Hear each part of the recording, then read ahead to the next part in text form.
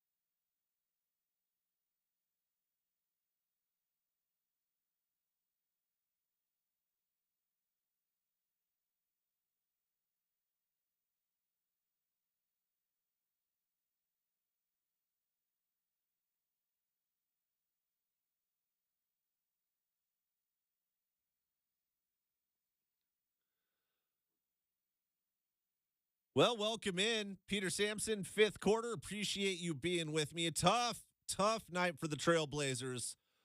They fall to the Pelicans. 126-107 is your final. I want your snap reaction. Hit me up right now, 503-248-0620. It's 503-248-0620. Also on Twitter, X, whatever you want to call it, at Peter Sampson, SAMPSON. Tale of two halves tonight. Portland Trailblazers in the first half, man, they gave New Orleans everything they had. That was a real back and forth game. Defense at a premium on both sides.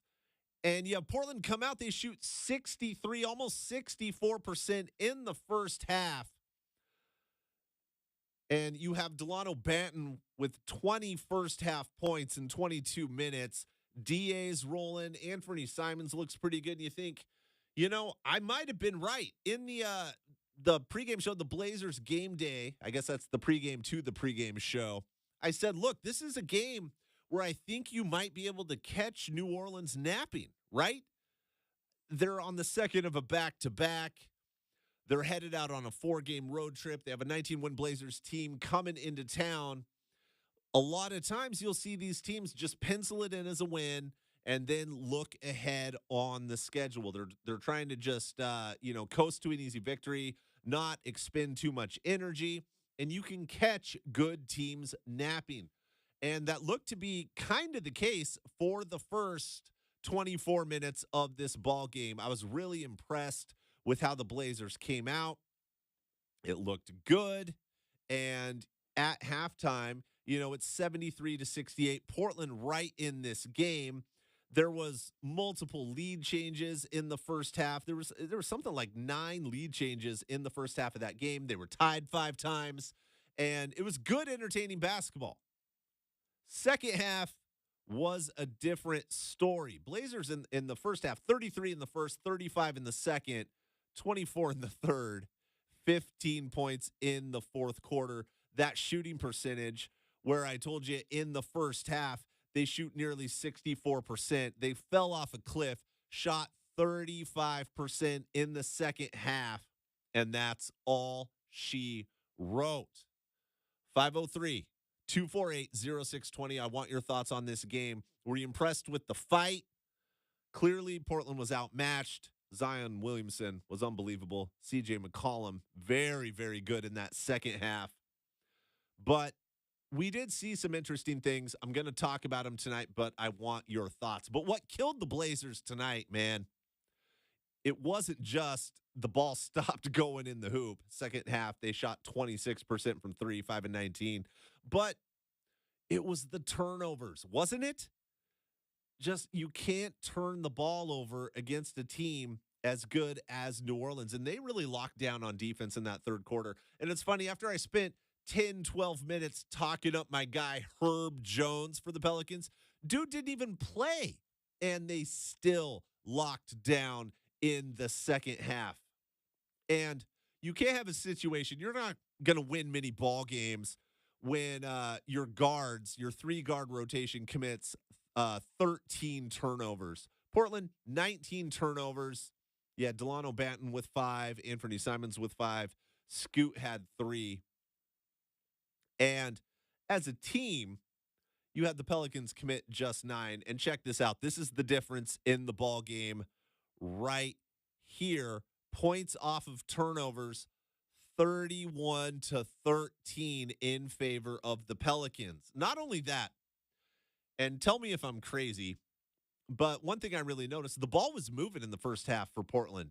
And they're not one of those teams, like Boston or vintage Golden State Warriors that's just flinging the rock all over the court and they rack up, 34 assists a night. That's just not the style they play. And that's fine, I guess. But 36-23 on the assists for the Pelicans. But if you look in the second half of this game, especially, it was 16-7 in assists. I saw way too much isolation basketball from Portland in the second half.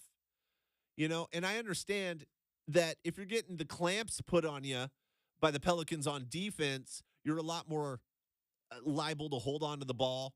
And especially if you have ISO scorers that are, real quality scorers like Anthony Simons or a guy with a hot hand like Delano Banton, you're probably saying, you know what, I'm just going to get this myself, and that's fine. But then you have Portland, their assist to turnover ratio tonight, 1.15. You look at the Pelicans, 3.6. You combine that with the points or off of turnovers, and that's all she wrote. I was impressed with what they did in the first half. The wheels just kind of fell off. Looking at individual performances tonight, Portland was led by Delano Banton. He had 20 in the first half, finished with 28. I know Chauncey mentioned that he had to pull him. He was getting tired. Dude played almost 42 minutes tonight. He was 10 of 20 from the floor, 4 of 8 from 3, 50% across the board. Anthony Simons, 9 of 18, 25 points. He was 5 of 10 from 3. And DeAndre Ayton only got 13 shots. I know that's not a small number, but the way he's been rolling, I'm surprised they kind of didn't try to find him more. He was really efficient. Again, 10 of 13 from the floor, 20 points, 8 rebounds for DeAndre Ayton. And he also had a very impressive block shot on Jose Alvarado. He basically volleyball spiked it like he was going up against his 9-year-old in the front yard or in the driveway. Beyond that, Toumani Camara, nice game, 5 of 12, 11 points, 6 rebounds.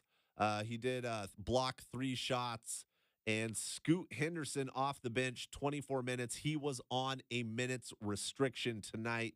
5 of 8, very nice. 11 points, a couple of assists. He did have 3 turnovers. He also blocked a shot of his own, had 2 steals.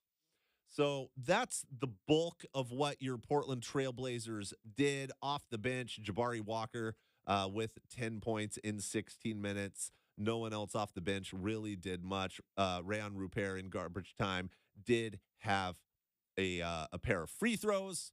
Looking at New Orleans, man, all Zion Williamson in the first half, all CJ McCollum in the second half. Zion was bullying his way to the rim, especially early in that game.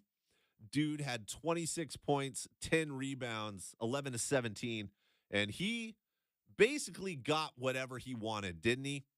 And I know what I loved out of his game, he didn't take a 3. And he can shoot the 3, and sometimes he does shoot the 3, but he looked in and he saw Toumani Camara, Chris Murray, and to a lesser degree DeAndre Ayton. and said, you know what? I can get what I want at any time, and that's what I'm going to do. And man, when he's healthy, he is so much fun to watch. He's a talented dude. And I know he's listed at 282 or whatever it is. Yeah, okay. Yeah, okay. Yeah, and I'm a buck 91. Sure, buddy. But regardless of whatever that number actually is when he steps on the scale before he brushes his teeth in the morning, he's still so nimble, isn't he? He's got great footwork. And it's always so impressive to see a big dude that plays powerfully like that, that also really is light on his feet and has great footwork. Like you think about Shaq back in the day, and I'm talking Orlando and peak Lakers Shaq. He played bully ball, right? And I know we're Blazers fans, and so we hated Shaq. But also, man, if you go back and you watch those clips, he wasn't just a big dominant force. He had great footwork down low. And, it's not like he was Akeem Olajuwon or something like that. It's not like he was dream shaking dudes out of their shoes. But he was able to just get position, make a fast move, stay on balance, and just use his size to just overwhelm anyone that tried to defend him. Zion Williamson, obviously not 7 feet tall like that, but a real similar just combination of power, speed, and a little bit of grace there. Real nice night from Zion. And then CJ McCollum, he had 30 points, 12 of 20, and he just looked so good. He had 20 of his 30 in the second half. He caught fire. He was able to get by his man and do that classic. We saw it for nearly a decade. That little scoop lay-in where he holds it out in front of him, so the defender that's on his hip isn't able to get in and contest the shot. CJ, 30 points on the night. 126-107 is the final. Portland Trailblazers fall. They move to 19-47 on the season. New Orleans Pelicans get the win. I want your thoughts. 503-248-0620. We've got a lot to get to this evening. On the other side, we will hear from Chauncey Billups in the coach's corner. We'll talk about Scoot Henderson with What's the Scoot? And, of course, we'll bring you the shot of the night in the NBA scoreboard on the other side. I am Peter Sampson in for Chad Doing, Chris Burkhart, whoever normally does this program on any given night. Keep it right here, 620 Rip City Radio.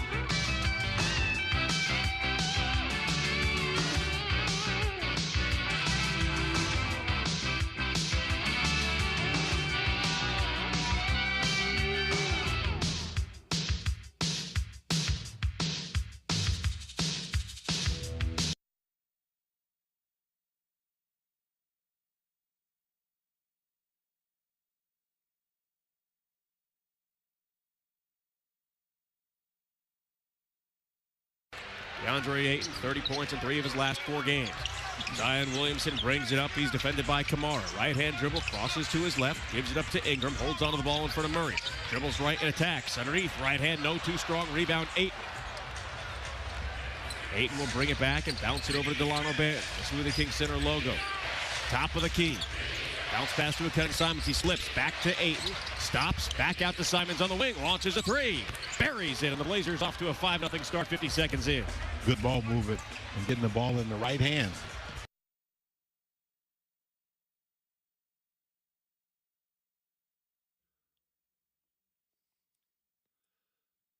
Well, welcome back in, Peter Sampson. This is the 5th quarter on your home of the Trailblazers, Rip City Radio, 620 on the AM dial. We're also on YouTube, Rip City Radio 620.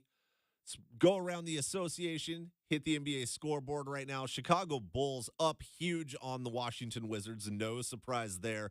10 left in the 4th quarter, 96-75. Make that 97-75. Bulls are up.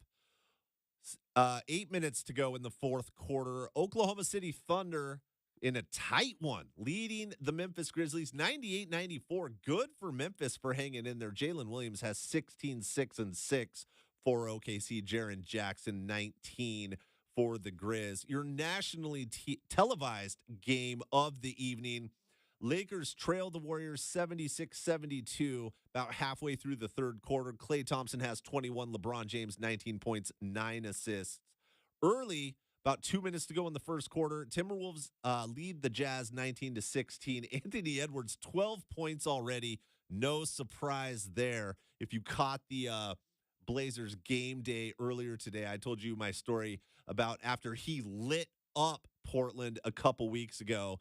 He and his crew went through the media room after the game before Coach Billups was speaking. And while his entire group of buddies or whatever, they're all rubbing his head and telling him that was some superstar bleep. And it was. Anthony Edwards off to a huge start here. A few finals. Somehow, the Houston Rockets top the Cleveland Cavaliers 117-103. Jalen Green, 26 points, 11 rebounds. Jalen Green, crazy athletic. Man, how many dunks did he and Amin Thompson, get off on the Trailblazers last week? 5? Something like that. Rockets top the Cavs 117-103. Indiana Pacers beat the Brooklyn Nets 121-100. Pascal Siakam 28 and 11. 76ers beat the Hornets 109-98. Tyrese Maxey 30 points. Terrence Mann 21, 8, and 6 in the loss for Charlotte. And of course, the New Orleans Pelicans topped the Trailblazers 126-107. I want your thoughts. 503-248-0620. It's funny, on YouTube, the show is on YouTube right now. Rip City Radio 620. And I just popped into the comments just to see what are people talking about in the comments. The very first comment is Rachel asking what's in my glass.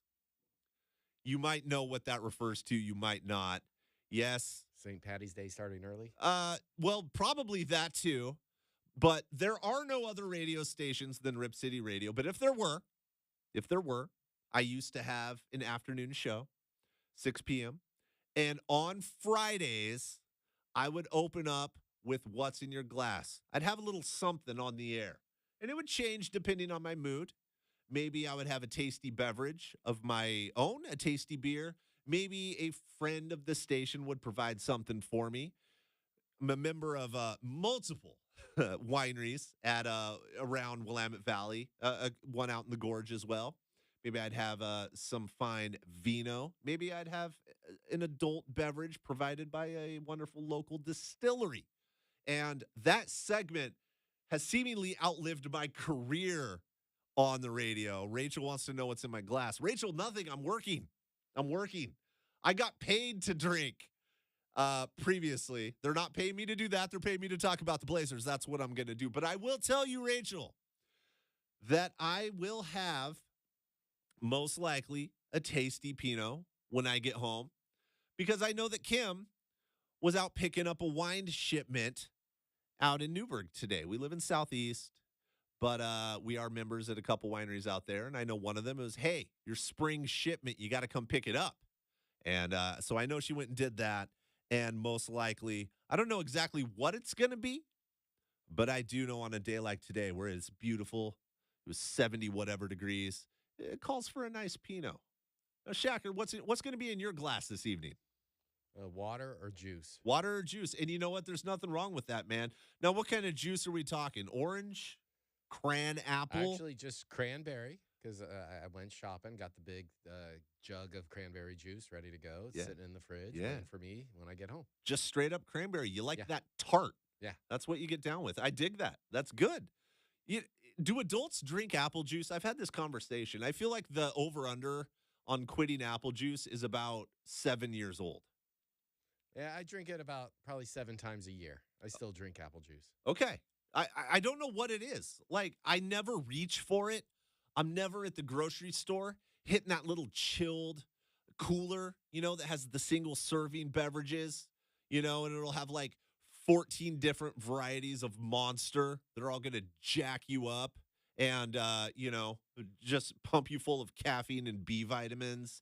And then they'll have maybe some Yoo-Hoo, maybe some Nesquik, get that strawberry quick, a few different bottled waters, Fiji, something called Liquid Death that is apparently just water. Okay, cool. That's marketing, I guess.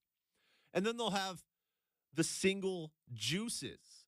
And I'm never reaching for the apple. I'm never reaching for that treetop, man. I'm an OJ guy. That's just how it is. And I feel like I grew out of it. I feel like everyone's grown out of it, but you still occasionally get down with the apple juice. Yeah, I was thinking about like at hotels, the juice machine, the apple juice will taste the best when I go there, probably because no one's using it. Because I'll take a sip before I fill up a cup. Yeah. So I know that's when I'm getting apple juice is definitely at the hotel juice machines. That's interesting. Now, do you think it's like the Sprite at McDonald's? They mix the syrup a little heavy? Because you gotta imagine they're just doing that cylindrical tube of concentrate and just pumping some cold water into there, right? The least used juice, so it's more available. Yeah. So you're basically just mainlining apple syrup there. I got to check that out. I like that. I dig that. 503-248-0620. Let's go to the phone lines. Let's go all the way out to, let's hit Yamhill County, my old stomping grounds. We're going to go to Ralph, the landscaper in East Amity. Ralph, what's on your mind, brother? Well, hey, have we ever met, you and I? I don't think so. I don't know. I meet a lot of people. It's good to meet you now. Well, I meet more people than you, but the people I meet have money usually, and I'm not sure where you are in that. But so I've never called when you were. How long you worked at this dump anyway? I don't work here. I'm just filling in. Oh, okay. So that's maybe why we've never talked before. But anyway, I own a large landscaping company out based in East Amity, and we go all over. And then I have a very large towing company in Southern California, in case you don't know. Do you know those things or not? No, I'm going to go ahead and move on. All right. Well, Ralph, congratulations on your financial success and calling this place a dump and letting me know that you meet more people than me and those people have money. Congratulations. I bet all those people really like you, too. Is that how you make your first impression? What's in your glass? I'll tell you what's in my glass now, Ralph, and it's spite. You got me fired up, buddy. See, this is what happens. You go like, hey, you know what? I want to open this up. I want to make this a communal conversation. And then it turns out that you can't be trusted. I don't know if Ralph had a take on the Trailblazers, but if he did, I bet it had to do with their contracts. All right. I am not employed here. I'm just helping my buddy Chad out, and I'm taking advantage of getting back on the airwaves because it's been a minute for me. I do listen to this program. I do know that this next caller is going to be a lot more genteel, and he's going to have an actual take on the Blazers. Let's go to Turkey, my man Victor. Victor, what's up, brother? Hi, thank you for your time, man. Yes. Yeah, excuse my English if it's some problem with it, but I try my best. I play sport for 30 years, more than 30 years. I play sport in Europe, in Turkey, stuff like that. So I have a lot of experience watching the games, whether soccer or basketball. I mean, I play soccer myself. Sure. But I have a deep view of the games. What I'm saying is, now when I look at, I was going to call you just before you told about the Houston Rockets. That was I was monitoring them myself the last 2 weeks, and I saw they are winning games. They lost to Clippers, but they win the Sacramento. They win several games, and now they win the Cavaliers. Now, what I'm saying is, in my view, or in the Turkish coaches' view, which they are pretty good. We have several Turkish, as you know, we have several Turkish right now in the NBA. Sengun is one of them. Sengun. He's so good. I was really disappointed when he got hurt. When they were in Portland last week, I loved watching him play. He could do everything. Yeah, and we have the free. What is that? The other one playing for Portland, free. Anton. No, what was his name? He was playing for Portland from Turkey. Are you talking about Enes Kanter several years ago? Yeah. They were good players.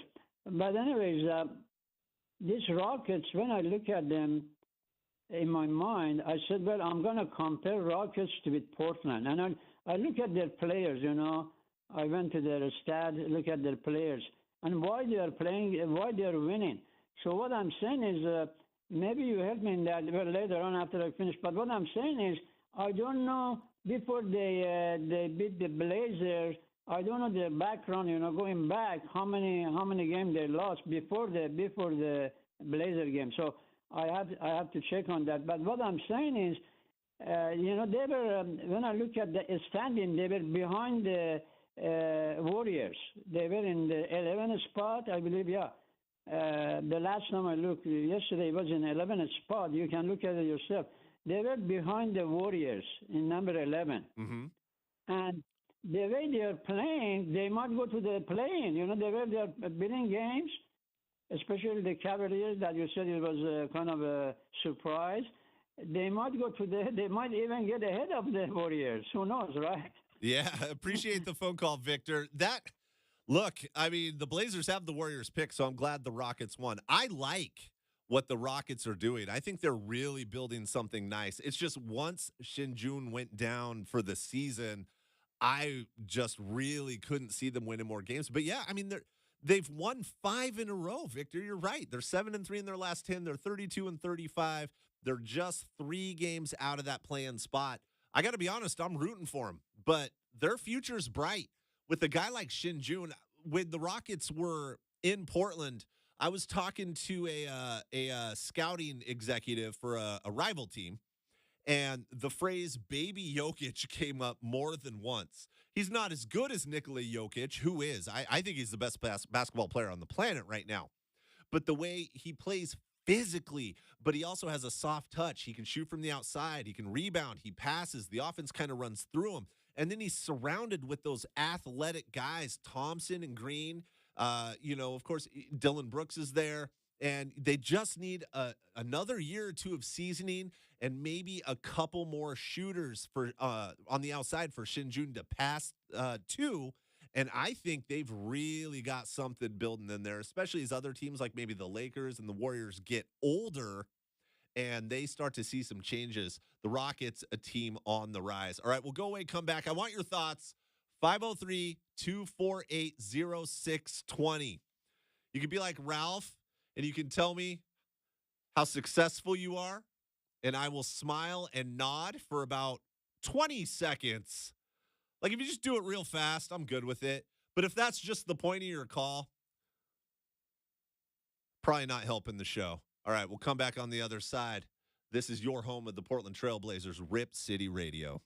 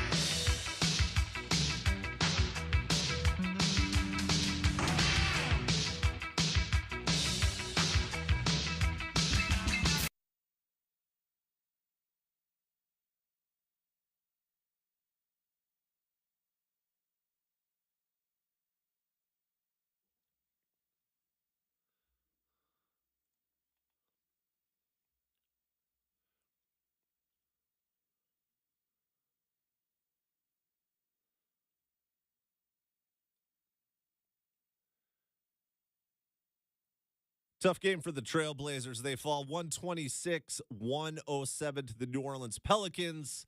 Let's hear from head coach Chauncey Billups. I mean, the biggest point is the turnovers. I mean, you can't absorb that against a really good team at home. You know, we knew that would be that's what they try to do. They try to turn you over. So credit to them, they did a really good job. But you know, 31 points off of turnovers, especially it's tough to absorb that. But I thought we did a pretty good job other than that. You know, fighting them. The rebounds, we knew that would be an issue for us, but we fought them. We did a really good job on the glass. It was just the turnovers. Talk so much about Delano and his confidence, and what you think of his performance today? I thought his aggressiveness in the first half it fueled us in a major way. You know, this team in particular, they try to take Ant out of it with their full court denials and it's really important for everybody else to just be aggressive and attack when that happens. And Delano was incredible with that. I mean, his pace, getting it up the floor, his aggressiveness, attacking the basket, whether it was for a score or a playmaking opportunity, really, really good, you know. So I was very happy for him. He played great. Coach, you mentioned the turnovers being an issue. Do you feel like that was the fourth quarter kind of, was that the main issue in the fourth quarter? I mean, because you guys were able to stay close throughout on the 15th. Yeah, the turnovers hurt us, but it took us too long. I mean, their defense just really picked up in the fourth quarter too. You know, the start of that the first 4 or 5 minutes of that fourth quarter, we couldn't score. You know, we couldn't score.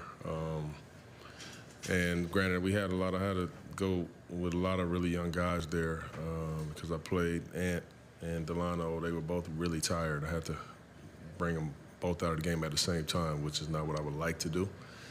But also, you know, I don't want to overplay those guys.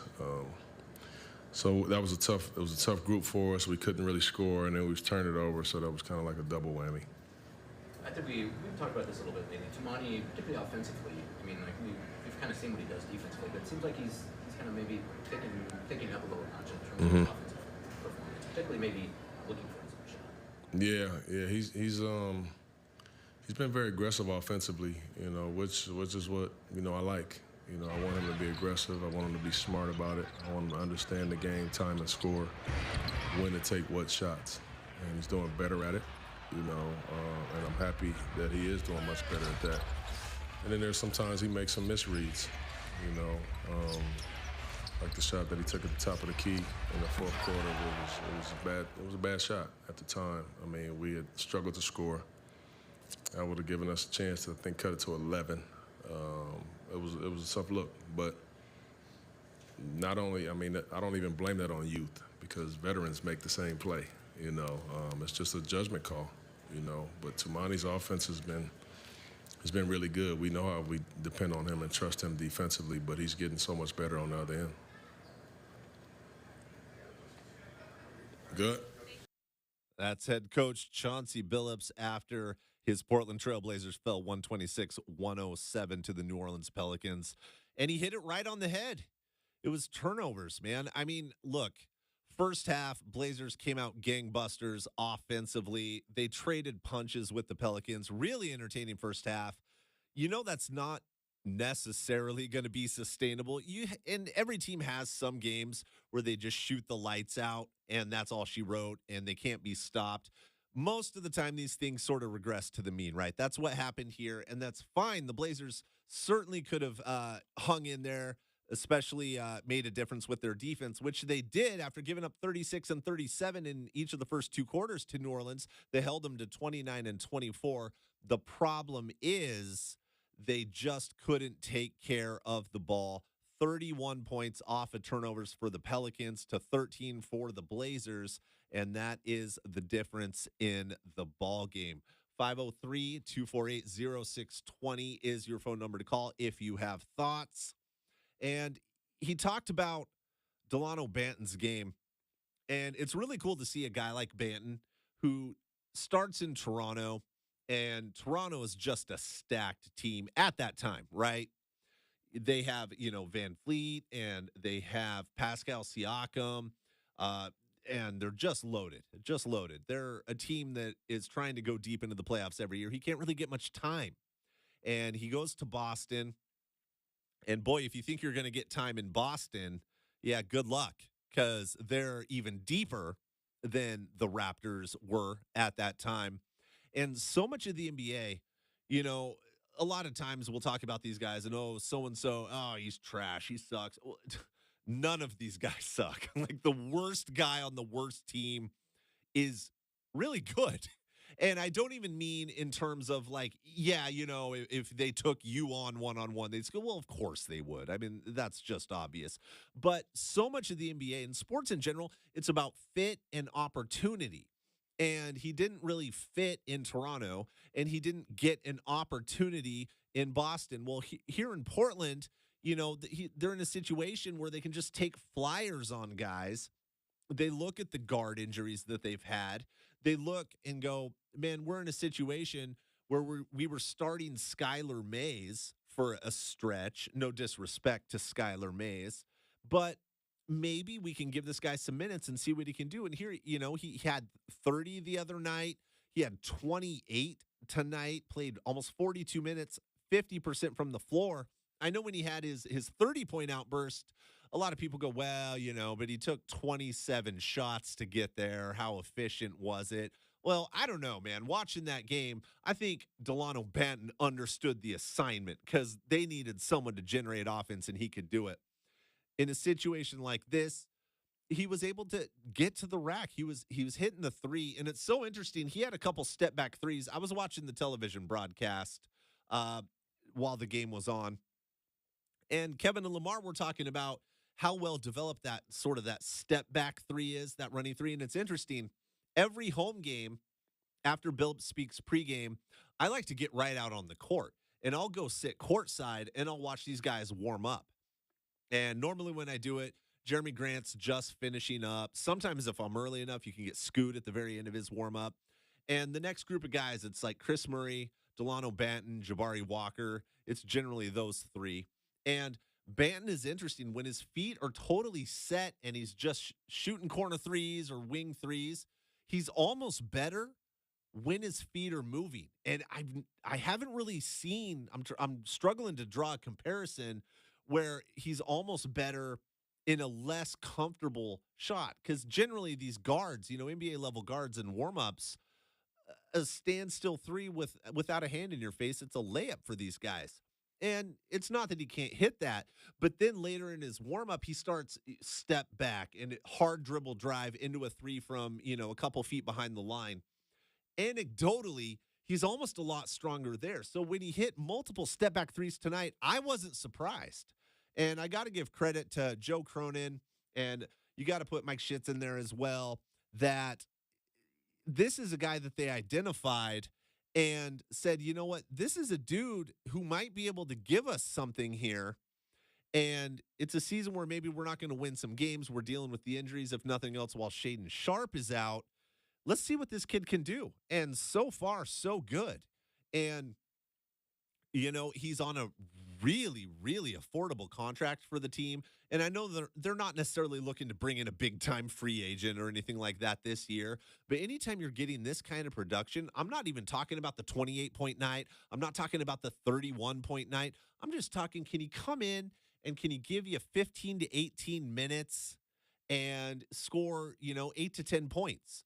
Those guys matter too. You got to have those guys on your team. And Banton is showing that he is more than capable of doing that. So, again, Schmitz and Cronin, credit to them.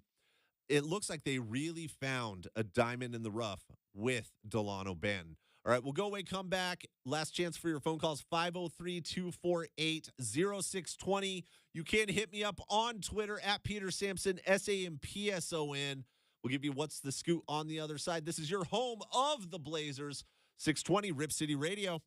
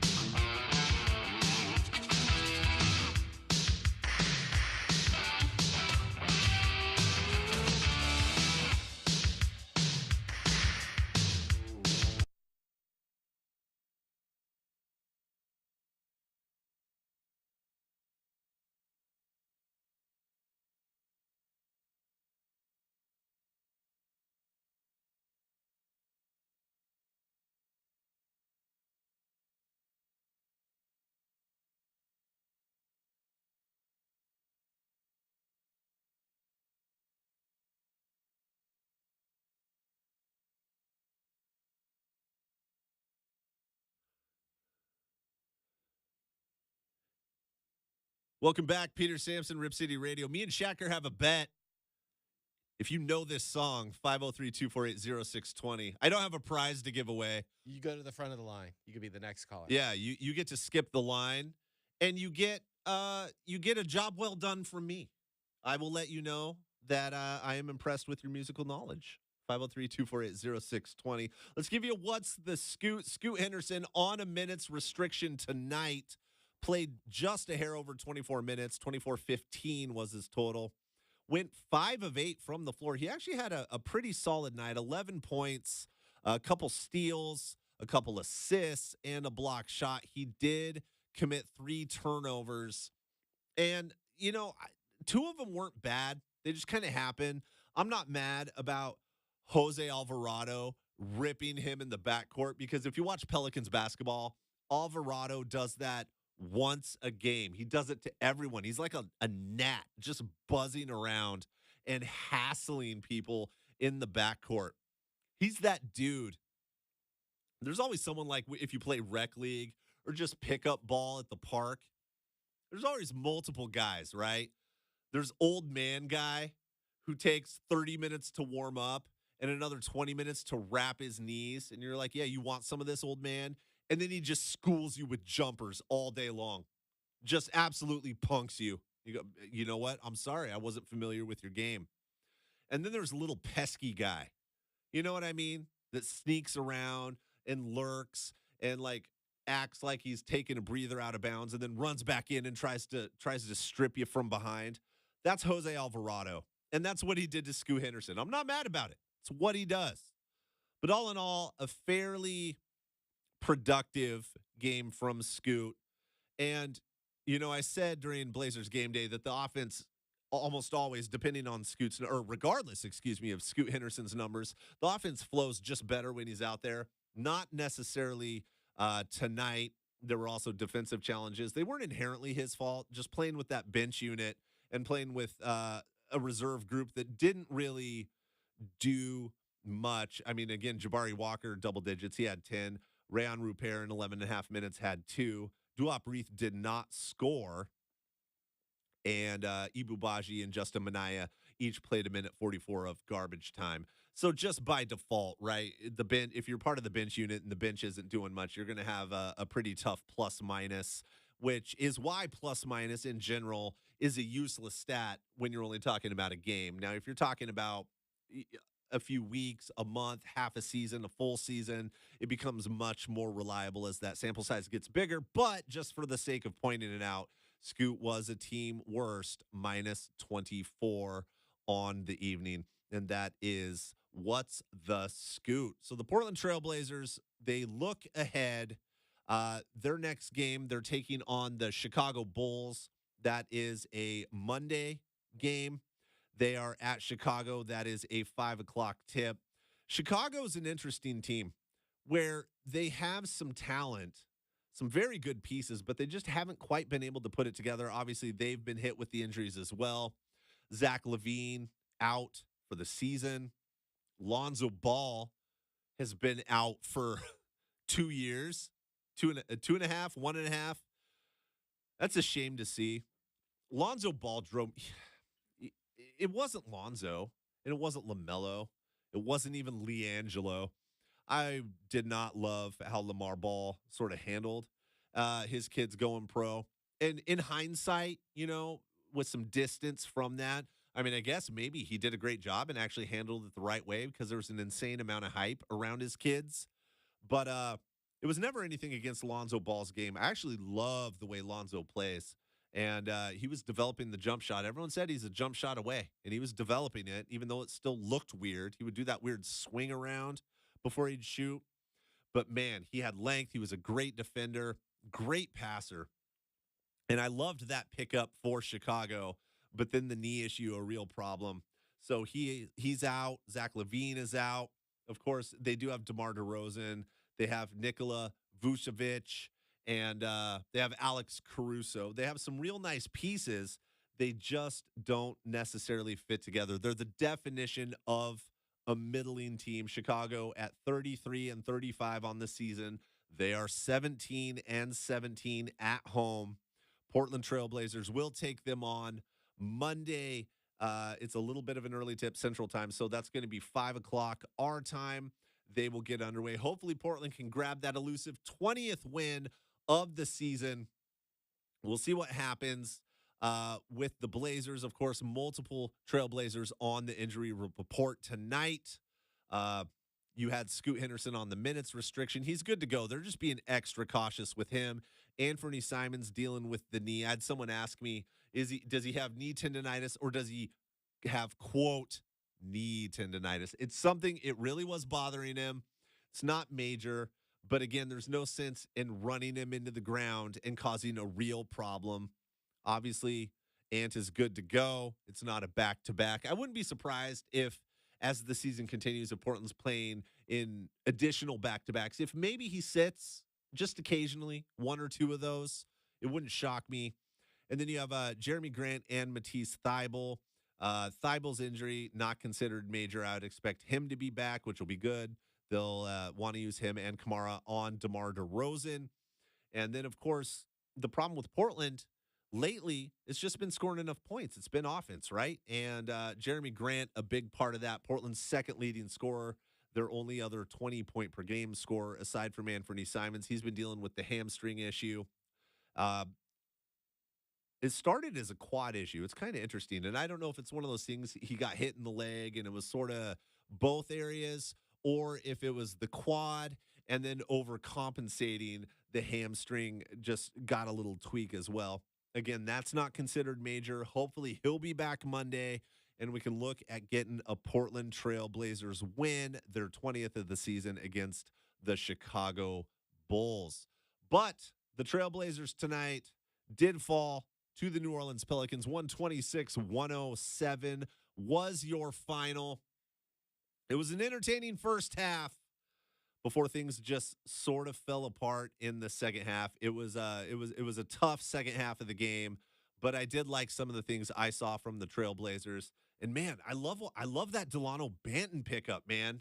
So cheap, and you gave away nothing. And when I say nothing, I mean literally nothing. It's a top 55 protected pick. The only way that conveys is if next year the Blazers are a top 5 team in the NBA. I'd love to see it. I hope it happens. Probably not going to happen next year. I think the Blazers are a couple years out. So you literally got this guy for free, aside from his very affordable salary. 28 for Delano Banton tonight, 25 for Anthony Simons. DeAndre Ayton continues his hot streak, goes 10 of 13, 20 points, 8 rebounds. With that, that's going to do it for me, man. It's been awesome sitting in this chair,